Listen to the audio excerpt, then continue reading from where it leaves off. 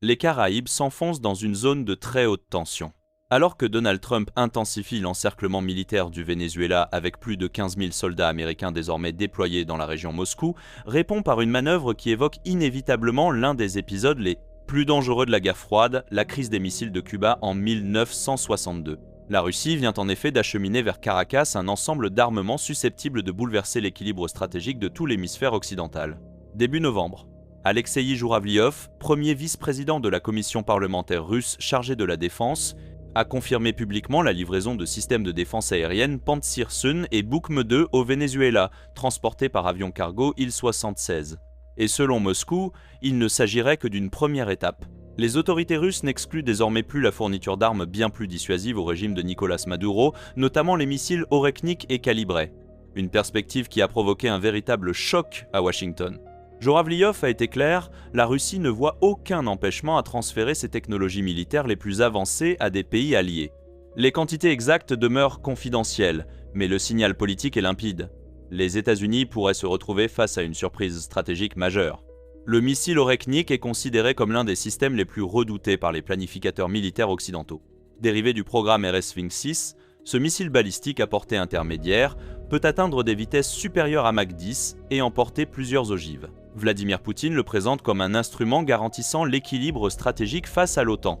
Testé pour la première fois en conditions réelles en Ukraine, contre la ville de Dnipro en novembre 2024, il est officiellement entré en service opérationnel en 2025. Un éventuel déploiement de l'Oreknik au Venezuela modifierait radicalement les calculs géopolitiques. Avec une portée estimée à environ 5500 km, ce missile serait capable de couvrir une grande partie de l'Amérique du Sud, l'ensemble des Caraïbes, le Mexique et de larges zones du territoire américain. Washington se retrouverait directement dans son rayon d'action.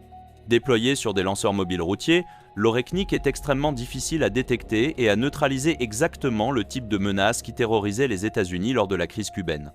En parallèle, Moscou pourrait également fournir des missiles de croisière calibrés.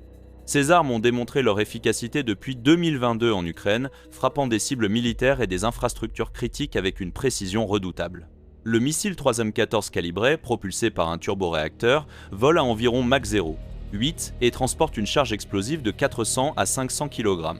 Si la version russe dépasse les 1500 km de portée, les variantes export sont officiellement limitées à 300 km. Officiellement.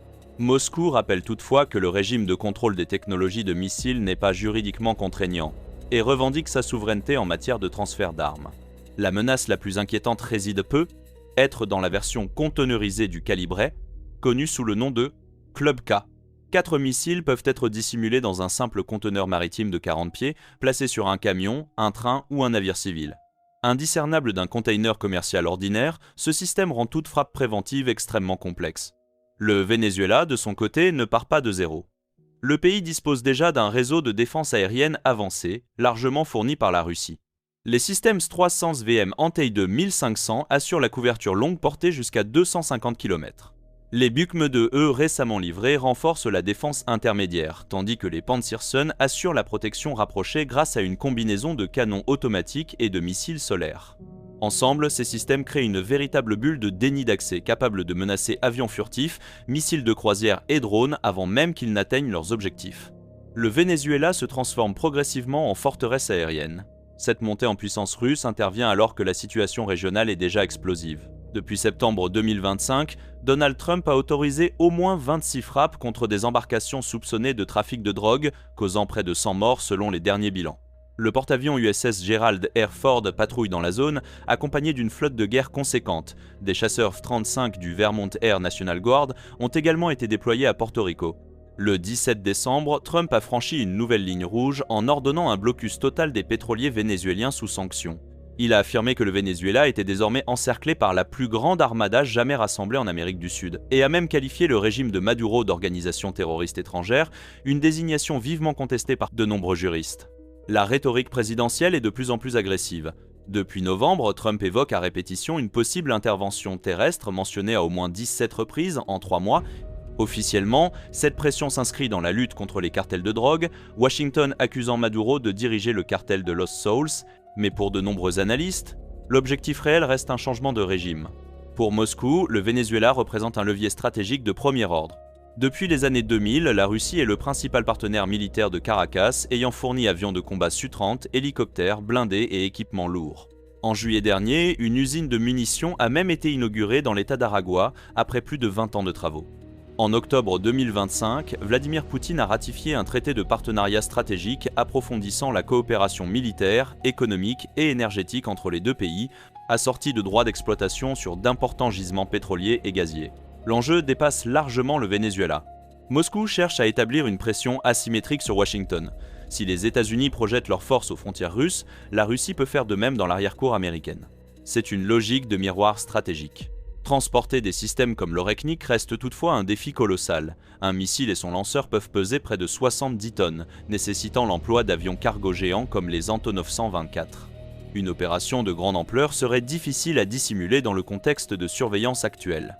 Néanmoins, les vols réguliers d'Il-Swa 76 vers Caracas démontrent l'existence d'un corridor logistique actif, suffisant pour acheminer systèmes de défense aérienne et missiles de croisière. Certains experts estiment d'ailleurs que la véritable cible stratégique ne serait pas le territoire continental américain, mais Porto Rico. Cette île abrite des infrastructures logistiques essentielles pour les opérations américaines dans les Caraïbes et se situe à moins de 1000 km du Venezuela. Des missiles de croisière, des drones de type Shahed ou encore des missiles anti-navires Onyx du système Bastion suffiraient à menacer ces installations et à compliquer toute opération militaire américaine. La situation rappelle inévitablement octobre 1962. Mais le monde de 2025 est différent. La Russie n'est plus l'URSS, mais elle dispose de technologies plus avancées. Le Venezuela n'est pas Cuba et Donald Trump n'est pas John F. Kennedy. Surtout, les alliances ont évolué. Caracas bénéficie désormais du soutien actif de Moscou, mais aussi de Pékin et de Téhéran. Malgré l'escalade, des canaux diplomatiques subsistent. Trump a confirmé avoir récemment échangé par téléphone avec Maduro sans en révéler le contenu. Pendant ce temps, le blocus pétrolier américain étrangle une économie vénézuélienne déjà exsangue, tandis que Caracas mobilise ses forces et multiplie les exercices militaires. Reste une incertitude majeure, la capacité réelle de la Russie à tenir ses promesses. Moscou fait face à une pénurie de systèmes de défense aérienne et à des contraintes industrielles dues aux sanctions. L'Oreknik demeure un système encore rare, mais sur le plan stratégique, le message est déjà passé. En décembre 2025, la crise caribéenne reste ouverte. Entre les menaces américaines, les livraisons russes et l'intransigeance du régime de Maduro, tous les ingrédients d'un affrontement majeur sont réunis. Le monde observe, espérant que cette nouvelle guerre froide ne basculera pas dans un conflit ouvert au cœur des Caraïbes. Si cette analyse vous a été utile, abonnez-vous à la chaîne et partagez vos réflexions en commentaire. À très bientôt pour de nouvelles investigations géopolitiques.